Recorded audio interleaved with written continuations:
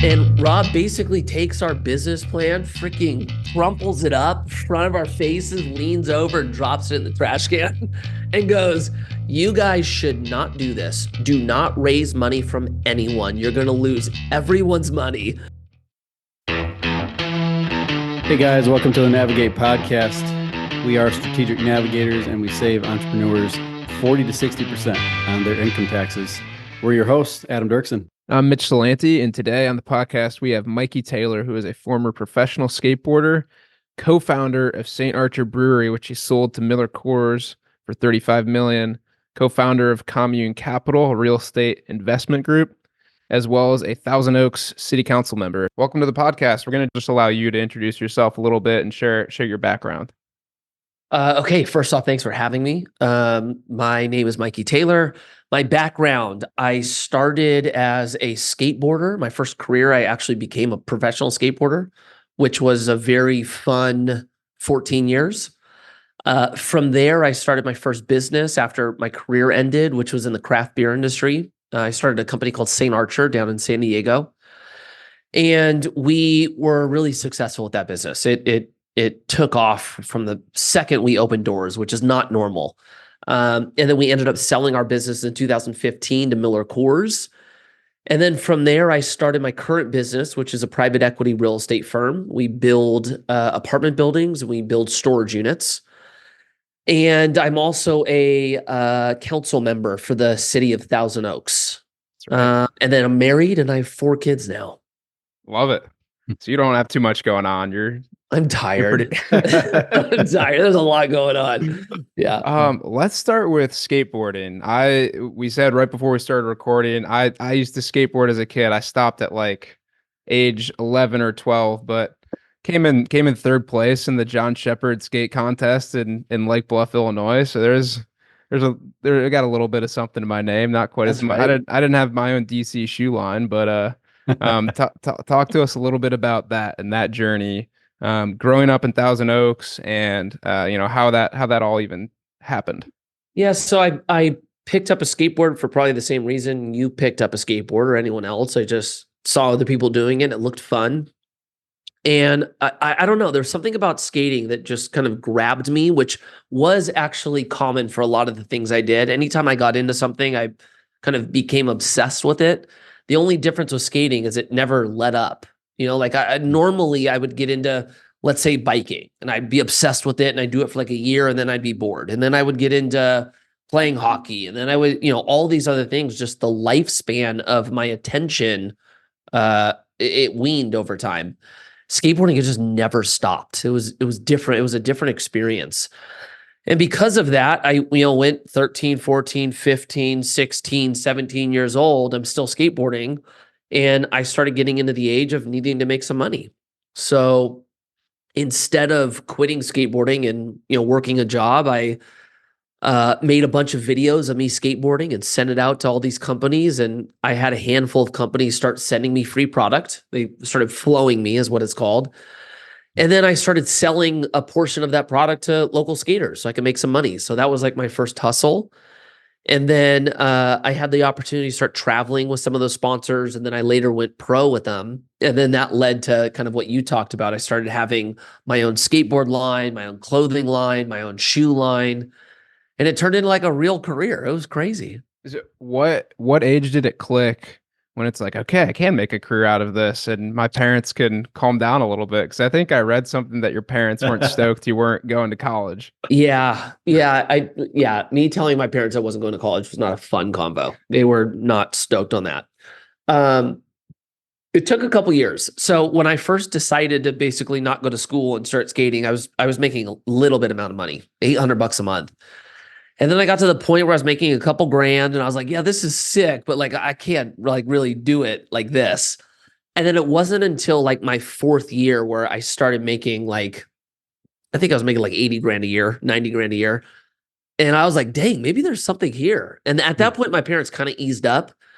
And then I like got to a point where I started making like more money than my parents. And they were like, this is crazy. Keep doing this. Like they totally, started encouraging me with it, Yeah.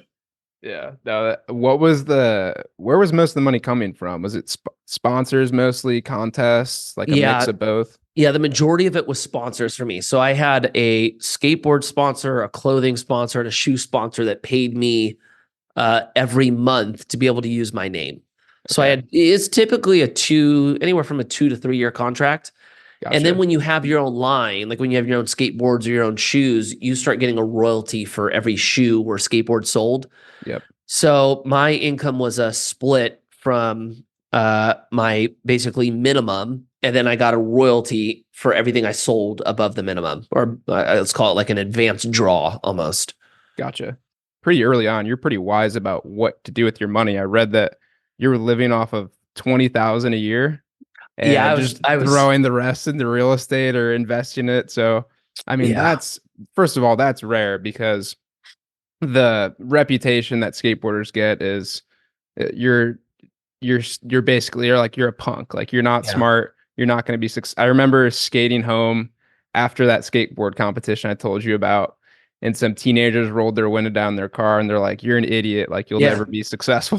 Yep. So Yep. you got way more of that, I know, than I ever would have. But yeah, talk a little bit about you started to be really wise with your money, and Yeah. obviously you're successful now. So the thing about it's not just skaters. Like I'm with you on like the reputation that skaters have, but it's really athletes. Like if you have somebody that's willing to go through, the 10,000 plus hours to become like the best at something, that's a very obsessive personality, and that's somebody who does really well with discipline, right?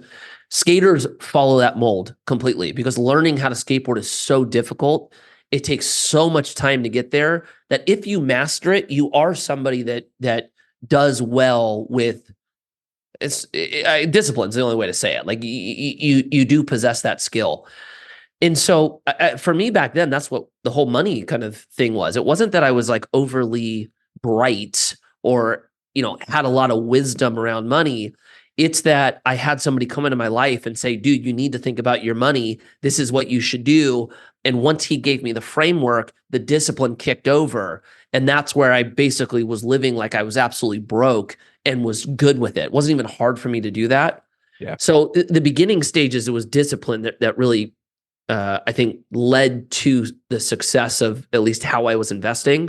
And then I started learning along the way. But I would say the first 5 years, I didn't know anything. I was just like, what should I do? Okay, I'll do it. And I just had great guidance through those early stages.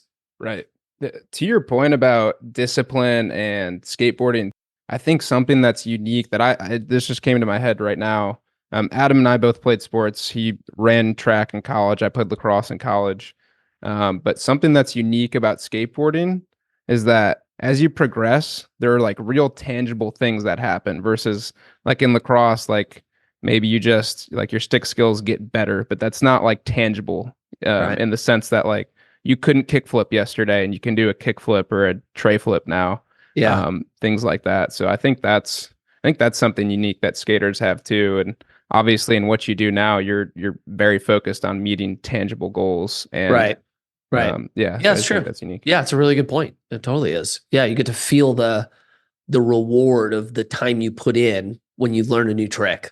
Yeah. Where I played hockey before I skated, and I totally get it. Like it's not like I like all of a sudden one day learned like a slap shot. I was like, yeah, I just got better at the thing I already knew how to do. You played hockey growing up in Thousand Oaks. Yeah, I played on a travel ice team actually. Let's go. Yeah, I That's used to go awesome. back east for summer camp at Pennsylvania, and yeah, it was cool. Yeah, I grew up playing too. I grew up in the Chicago area, so it's a little more common. So Yeah. Oh go, yeah. go Blackhawks. Yeah, Thousand Oaks, not not as big. Right. Okay, well let's talk a little bit about when you started Saint Archer Brewery in 2012. Mhm. I just read that you did that with P-Rod among some other guys, which was cool to read. I mean, like Ryan Sheckler was the guy that I think everyone in kind of my demographic was kind of grew up looking towards Ryan Sheckler, but P-Rod started beating him because he was doing everything switch. But Right. anyway, that was cool to read that you went in with him. But talk a little bit about that process and going from skateboarder to entrepreneur.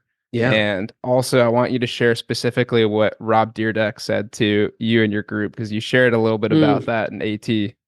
Yeah. Okay. So a couple things. One, Paul Rodriquez, for anybody who doesn't know, is basically the Tiger Woods of skateboarding and Kobe Bryant of skateboarding. He's like truly the GOAT. And he was also one of my best friends growing up before we were ever sponsored. So him and I have been close for a long time now. Him, myself, and another guy, Josh Landon, we were the three partners that started Saint Archer. And in the beginning, we just had this idea that we knew how to market brands. And if we could come up with a new product that didn't exist inside of our industry, that we'd be able to create enough waves and a big enough splash that it could be relevant. And, we might be able to actually build something significant if it was something that had never been done. And so, we started talking about what type of product that could be. And really, like, to give you more context, in skateboarding and surfing and snowboarding, you always see the same new businesses come out. It's always like a new skate company, a new clothing brand, a new hat business, but it's always the same niche. And at that time, energy drinks were like kind of pumping. It was like Monster and Red Bull and Rockstar started infiltrating our space. And we didn't think energy drinks were cool, but we knew that like beverage had the opportunity to go so much further than the skate industry. And so we basically started talking about beer. Like, what would it be like if we did a brewery and had like skaters and surfers and snowboarders involved, and we marketed it the same way we market skate product?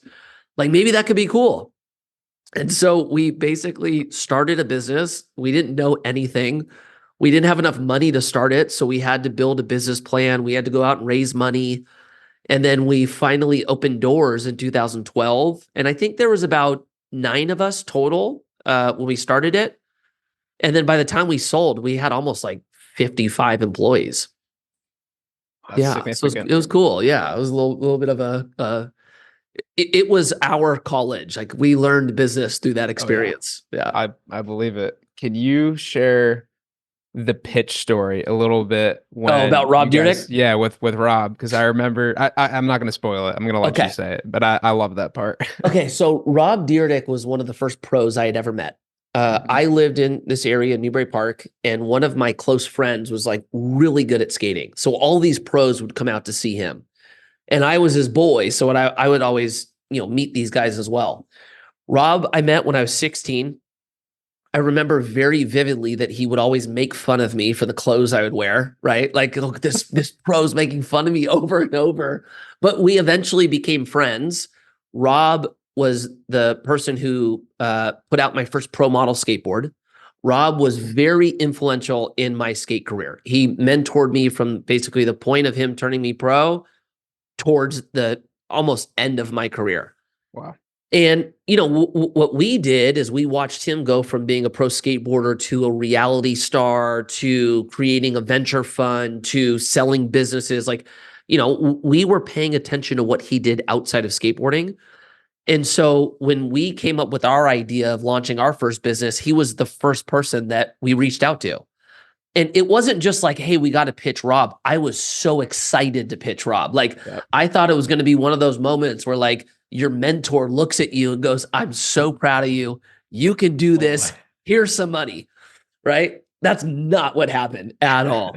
We basically pitched him, and Rob can be a little bit over dramatic. And Rob basically takes our business plan, freaking crumples it up in front of our faces, leans over and drops it in the trash can and goes, you guys should not do this. Do not raise money from anyone. You're going to lose everyone's money. Like, he just thought we were going to fail miserably. Now, where I'm going to give him some grace, in the beer space, in craft beer, like, no one did any type of marketing. Like, there was no true brand. It was all product that sold, right? So like, somebody would go into the store, they'd look at the beer aisle, there'd be some new bottle that they had never seen before, and they'd try it. That was all their marketing. So when we told Rob that no one did this and we were going to introduce the way we market and actually build a brand, he thought we had not done our due diligence, because he thought there was no way in 2012 that any business could be successful with zero marketing. He was like, there's no way that exists. And it was true. Like, the beer industry was just behind the 8 ball when it came to marketing. And so we were really successful, and he was one of the first people to call us when we sold and tell us how proud of us he was, and he's so glad he was wrong. I mean, he's great. I love him now. He's been huge in my life. I'm very thankful for him. Full circle. I was gonna ask what you said to him when he.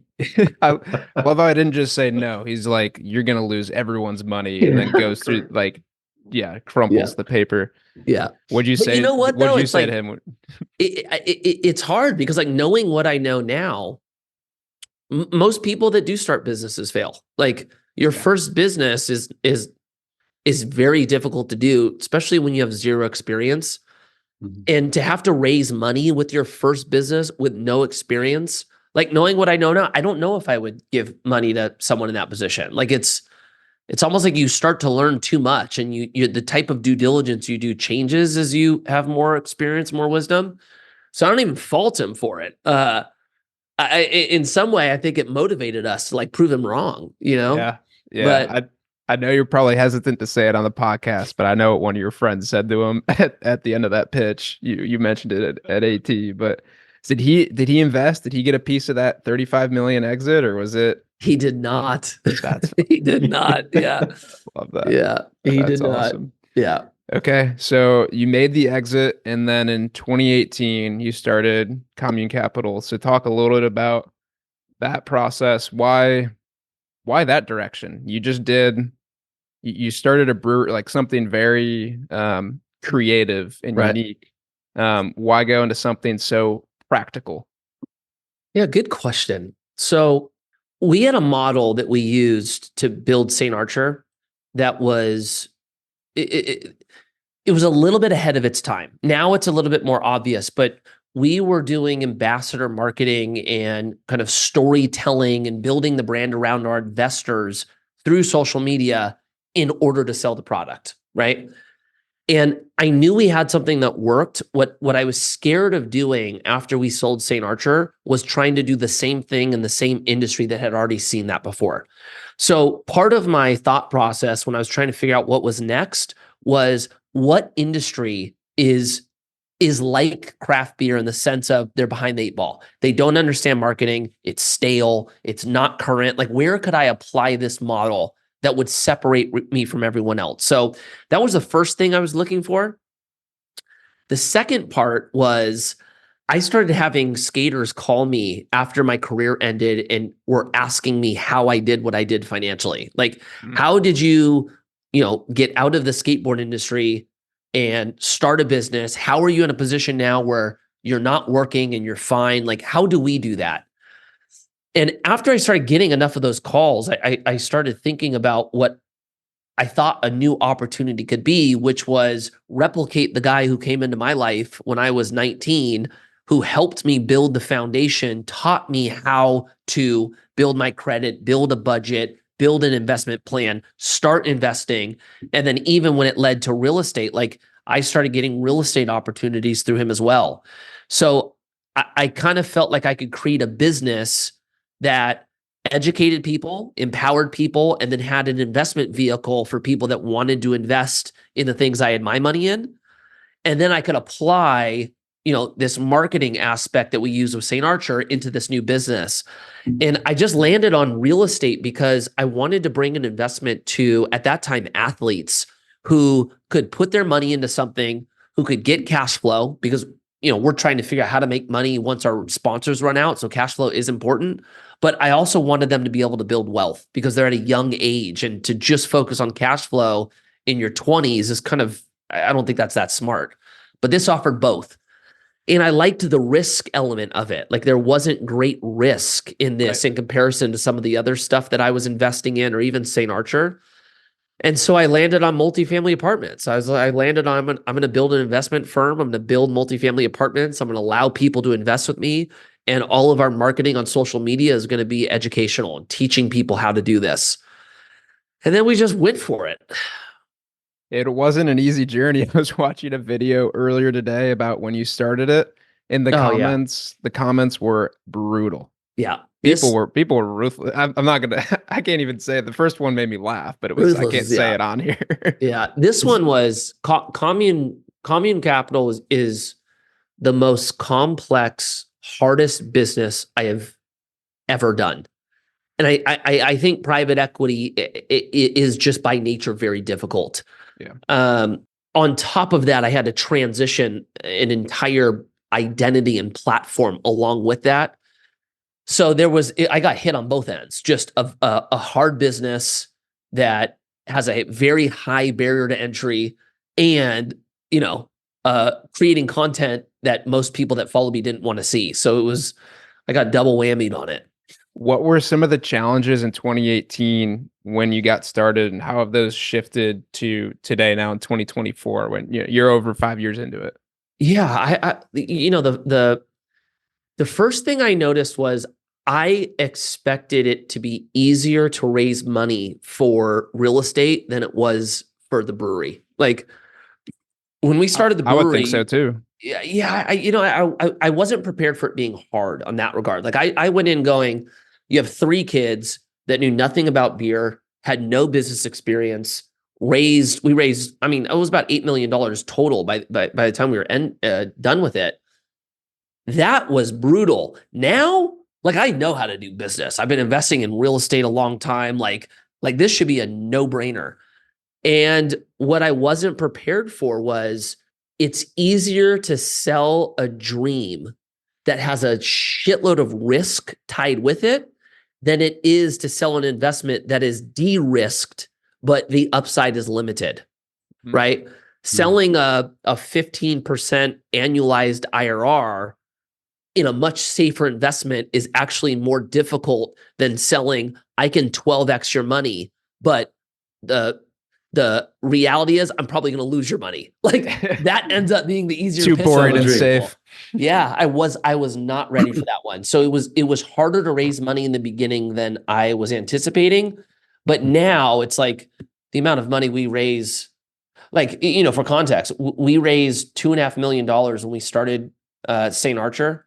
Yeah. It took us, I don't know, 7 months to raise it. And I wasn't sure we were going to raise $1 million. Right now, like my partner just came in here. He's like, dude, we raised almost $1 million this week. Like it's the amount of money we raise now is not even comparable, but getting started doing this was much harder than I thought. Yeah. Gotcha. All right. So what are some of the challenges today now? Oh, okay. So there's challenges for the moment we're in, and then there's just challenges to raising money in general. I would say probably the challenge to raising money in the moment is more the debt market. Like, when the Fed increased interest rates the way they did, a lot of lenders pulled out, and it's just become harder to finance deals. So that's probably the challenge of right now. The things that are hard about raising money, I would say when you're raising money, you put the majority of your focus on the pitch, right? Like, how do I meet people and how do I nail my presentation? But the magic is all actually in the follow-up. It's how you follow up and how consistent you are and the type of things you're saying in the follow-up. That's where it happens. And so it's easy to forget that. So I would say if you are somebody who's raising money, don't neglect the follow-up. If you are somebody who is going to step out to raise money, I'm telling you, without a follow-up, you won't raise money regardless of how amazing your pitch is. Yeah. That's a good word. Yeah. So it just gets hard when you start dealing with a lot of investors. Like, I think we have like 300 investors right now in our current pipeline that our team is calling. And so having to follow up with that many people, considering there's going to be times where people don't respond and the tracking of it gets harder as you attempt to scale it. And that follow-up is so important. So it's just, takes a lot of energy that goes there. What level are these 300 at? Like, what's your minimum and what are people kind of getting up to? Yeah, it's a good question. Our minimum investment is $100,000. You have to be an accredited investor. So there is a hurdle to get past. And then in that group, it's basically, there's, I think, 4 categories. There's 0 to 50,000, even though our minimum is 100,000, there's people that will enter in that they're interested in investing less than that. They're still entered in. We still are going to have a touch point with them. Okay. Then you have 100 to 200, you have 200 to 250, and then you have 250 plus. And I would say where the average is, I don't know, probably averages out somewhere around 200 when it's all said and done. Gotcha. Okay. What do you expect the future to look like? I imagine you want to keep doing this for a while. You're obviously super passionate about it. You're helping people. So how does this change? How does it grow? For my business, Commune specifically. Mm-hmm. So we have right now we're managing about 250 million of commercial real estate. Gotcha. Our next goal, at least for management, is we want to be managing $1 billion. We have the goal of doing it within 5. I really want to do it within 3. So my goal is 3. The team's goal is 5. If we don't do anything, we just keep doing what we're doing right now, we'll get there in about 10. From a, building the business standpoint, we are all still wearing multiple hats. Even though we've been in business now like 8 years, there's still times where we're doing things that, if we were bigger, we wouldn't. We would just be really honed in on one kind of individual lane. I'm looking forward to getting it to that point. I think we're probably a year out to where it's just like everybody is very focused on their highest calling. There's no really bleed over. And then I would say in the next 3 years, I would like to get to the point where this thing is running completely without me. Not saying I'm not going to work here, but I think if you can't build a business that has the option to run without you, you're not building a business correctly. And I'm not at that option yet. So that's kind of one of my secondary goals as well. Yeah. I mean, I think more founders need to have that outlook because a lot of them are just tied to their business. And Adam, I'll let you ask a question. I've been asking. Yeah, I had a couple questions stored up here, but I didn't want to derail. But go for it. I want to talk a little bit about your content. I'm a new follower. I was looking at a bunch of your videos on Instagram. I love them. And one thing that I've learned just from hearing you talk, Mikey, is that your coachability. You have that factor about you. I think that's one reason why you're probably so successful. Would you agree? Yeah, I think so. I think there's a big part of success is bringing people in. And I learned a while ago that the best way to do that is to build people up around you. So yeah, I'd agree with that. Yeah. And going along with that, just looking at a bunch of your videos here, you're trying to help people and you're trying to help people with their finances. And you're looking for those people who are coachable, and your content is very value add for just a couple of the titles here, like renting versus buying or mortgaging, or how much money do renters need to afford a certain size apartment. That's your space. That's your gift. That's like you mentioned, your calling. You're very good at that. And I hope more people grasp that and catch on to your content there, because you're going to help a lot of people with that. Thank you. I feel like that's kind of one of the purposes of the business, and I enjoy it. Like, I am thankful that I had that person in my life, and I've now been able to realize the reward of that. And I want as many people to experience that as possible. Mikey, I got the question. I wanted to use this to close the loop on Commune. How are you guys different than other real estate investment groups? Here it is. Good question. Okay, so there's really, I would say, 3 things that separate us from others. The first one, I'll start with the strategy. We have a unique strategy on how we do real estate. On our storage side, we are converting retail into storage. It's adaptive reuse. So we buy big box retail that goes vacant, Walmarts, Kmart's, Bed Bath & Beyonds, and we repurpose those into storage. It's not an easy thing to do. Like, cities do not like doing that. It's very difficult to get a city on board. And why is that? Well, because it doesn't, I mean, when you think about it, right, you got a retail space like a Kmart. That Kmart's going to create a lot of jobs. Yep. Brings in a lot of revenue for a city. When you convert it into storage, you don't need that many people to manage a storage facility, one person on site, and it doesn't bring in as much sales revenue or as much sales tax. So cities don't love that, right? And then you look at like the council members, there's not a lot of political gain in that as well. Like, council members like going, we built housing or we created jobs. Like that's a good, political win there. So it's not easy to do. So we have a model on where we've figured out how to not only locate these distressed assets, but get cities on board to allow us to do it, which is it's a strategic advantage in itself. I would say on the multifamily side, we invest in California, which a lot of people will not go near because it is so difficult to do so. And we invest in the areas that are the most undersupplied, which means it's the most difficult to get new projects through. So we just by nature, what we do inside the real estate space is difficult, and we don't see a lot of competitors doing it the way we are.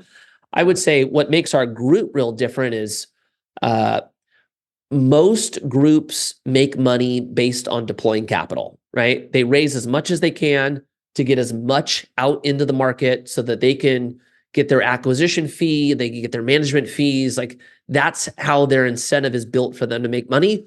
Our business is not done like that. Our business is basically me and three of my partners have the majority of our net worth in these projects passively. So when we're doing new deals, we're looking at it first and foremost, how is this going to affect our investment? How is this going to affect our family?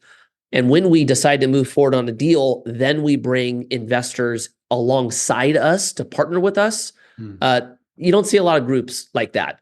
So I would say those are probably the two separating factors.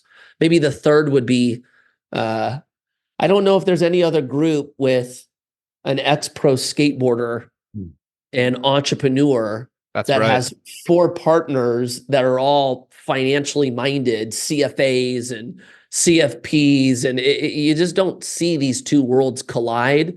And I think how we end up going about projects, how we communicate to investors, it's a different experience because truthfully, like this group shouldn't exist. Like you never see this structure anywhere else. So I think we kind of have a unicorn of a team as well. Yeah. Okay. Well, that's well said. Man, I know we were coming up on probably past the time that I said that we'd have from you, but we can't not talk about city council. So I just want to hear from you. I have you scheduled for a full hour. So go as long as you'd like. Love it. Well, let's hear about city council. Why add more to your plate? You have a family. So you have 4 kids, you said? I have 4 kids. Yeah. 11, 9, 3, and 1.5. So it's busy. We're in that tough life cycle. We're not sleeping a lot. But the reason why my wife was starting to talk about checking out other areas to live. And I did not want to do that. I love where we live. Like this is where I grew up. This is where my family is. I love this place. Can I pause you? Where was she looking? My wife really likes down south. My wife likes San Clemente, San Diego. Okay. Gotcha. She wanted to go down there, and she has family down there. When we started Saint Archer, we kind of expected that would end up being our home. Yep. But we didn't, and we've been here, and I love it here. So basically, she was kind of talking about let's go check out other areas. I was like, no, why would you do that? And she started talking about like things that like she wishes our community had. And so I basically said, well, why don't we just create it? Like, let's just like be a part of the change. And she's like, yeah, what does that mean? I'm like, I don't know. And so she was like, well, try to think of ways in which you can get involved. So when I was doing that, some of the things I was thinking was 1, I have a full-time business that I'm running. So I can't step away from this business. It has to be something I could do on the side. And 2, I was trying to figure out where my skill set could actually be applied to benefit the community. And I started looking at what that would look like. And I felt like city council was kind of the perfect spot where it was part-time. It was, by and large, land use designations and, budgets and the local economy. I was like, this is like in my bag, And so I decided I would run. And so I ran a campaign. I had no idea what I was doing. I treated it like a business. And it ended up working. I ended up getting elected, and I just finished serving my first year. So I have 3 more years left on my 4-year term. Come on, congrats. Yeah. What have some unexpected challenges been with being holding a position?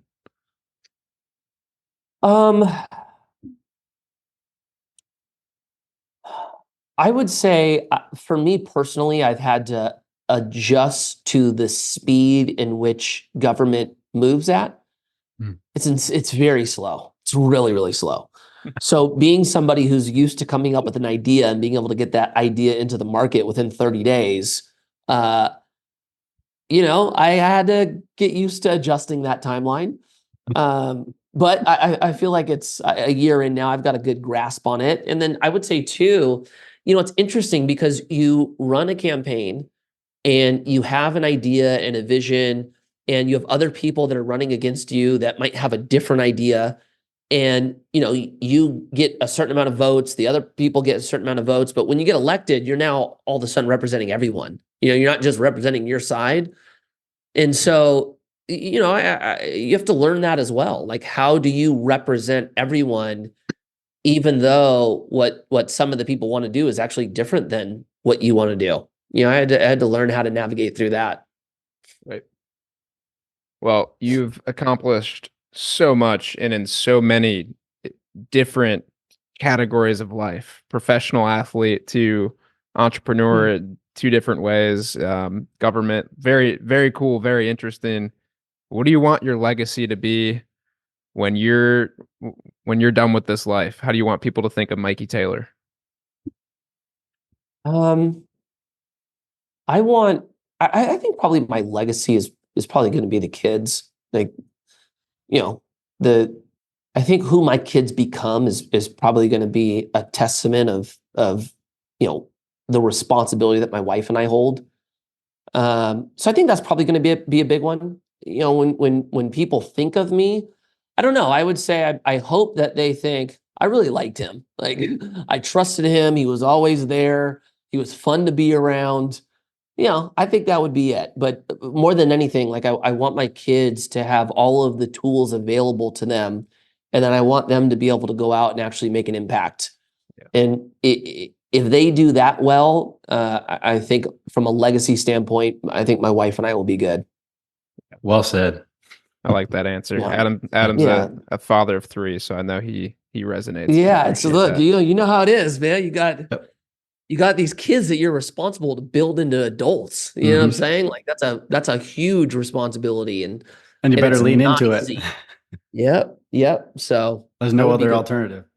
Yep, that's right. Something that the owner of our company, Josh Sherrard, he talks about having a living legacy and a legacy. So obviously legacy after you're passed on, what are you going to leave behind? And then he asked people about a living legacy. And that's something I get really passionate about. What are you going to do while you're alive? How are you going to have fun with a legacy while you're living? And sometimes there are answers when we ask our clients, and the majority of time there isn't. And when Josh first asked me, I didn't have a good answer either. But it's definitely a good thing to think about. And like you said, raising up children to be good adults, great adults, and hopefully take on after mom and dad. So, yeah. And I think too, like another thing to think about is if you don't know why you're here, you have no ability to manage if you're doing a good job or not. It's impossible without knowing your purpose. So I think it's easy for us to not answer that question because it's a difficult question. Yeah. But for me, when I stopped skating, there was an identity crisis that I was not prepared for. And I had to spend time trying to answer these difficult questions that most of us push out for our entirety of our lives. And one of the big ones for me was, why am I here? What is the reason I am even here to do anything? Like, what is the point of this? And once I was able to answer that, it made it much easier to gauge if I was doing a good job or not, to help me make a decision of yes or no based on if it aligned in my purpose or not. It was really important to do. So I would recommend to anybody, spend time answering the question, who are you and why are you here? If you answer those correctly, they will change the rest of your life. It's really important to do so. I 100% agree. And when you figure that out, then you can start setting goals. Yep, that's right. Otherwise, they're just wishes. A goal is something with a deadline. Right. That's right. Somebody told me a long time ago, if you have a cup, right? If you have just pretend this is like one of those red cups, right? If you have a cup and you know that the purpose of the cup is to hold liquid, right? Then you can pour liquid in and know if this cup is doing its job or not, right? Mhm. You poke holes in it, can't hold the liquid, it's not living its purpose. But without knowing if the purpose of a cup is to hold water, you have no ability to gauge anything at all.